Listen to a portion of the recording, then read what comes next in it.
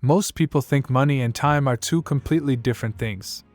One feels abstract and invisible, the other feels concrete and stressful. Time passes whether you notice it or not, while money comes and goes in ways that often feel unfair. But if you look closely, you'll notice that money and time behave in strikingly similar ways. And understanding what they have in common quietly changes how you live, work, and decide. Both time and money are limited. You never feel this limitation at first. When you're young, time feels endless. When you start earning, money feels manageable.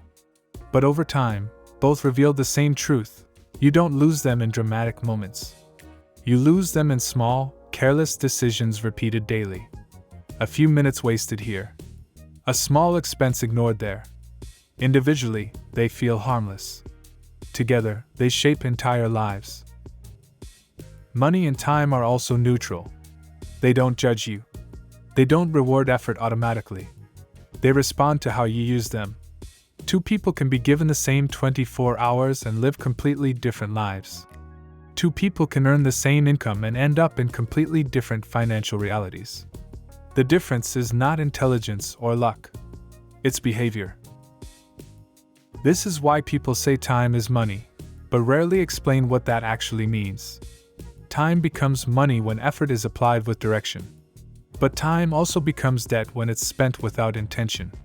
Just like money, time can be invested or wasted. It can grow quietly through discipline, or disappear through neglect. And just like money, once it's gone, it doesn't come back. Many people misunderstand this idea and turn it into pressure.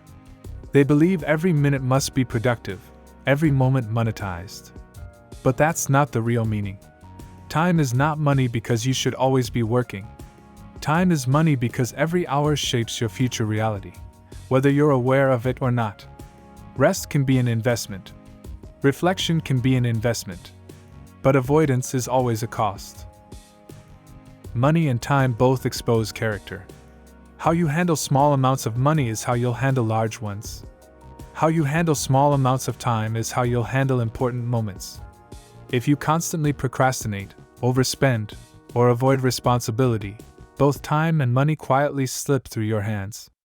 Not as punishment, but as consequence. Another thing they share is that both reward consistency more than intensity. A single burst of effort rarely changes anything. Saving a little over time builds stability.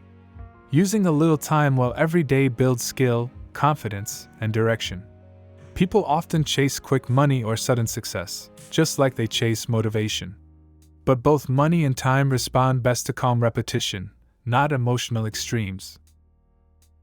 Time is money in another sense that people often avoid thinking about. Every hour you spend is an hour you're trading for a version of your future. When you spend time scrolling, avoiding, or distracting yourself, you're buying short relief at the cost of long-term freedom. When you spend time learning, practicing discipline, or building structure, you're investing in a future that requires less stress to maintain. Money behaves the same way. Spend it to escape discomfort, and you buy momentary relief with long-term consequences. Use it with intention, and it buys stability, options, and peace. Neither time nor money cares about your intentions. They only respond to patterns. This is why people who respect time tend to respect money, and people who struggle with one often struggle with the other. When you learn to show up on time, to finish what you start, to manage your energy and attention, you're also training yourself to handle money better. Discipline transfers. Structure transfers. Responsibility transfers. One of the most powerful shifts happens when you stop asking how to make more money and start asking how to waste less time. Because wasted time silently creates financial pressure later. Missed skills, missed opportunities, missed compounding. The cost of wasted time is rarely felt immediately, but it always shows up eventually.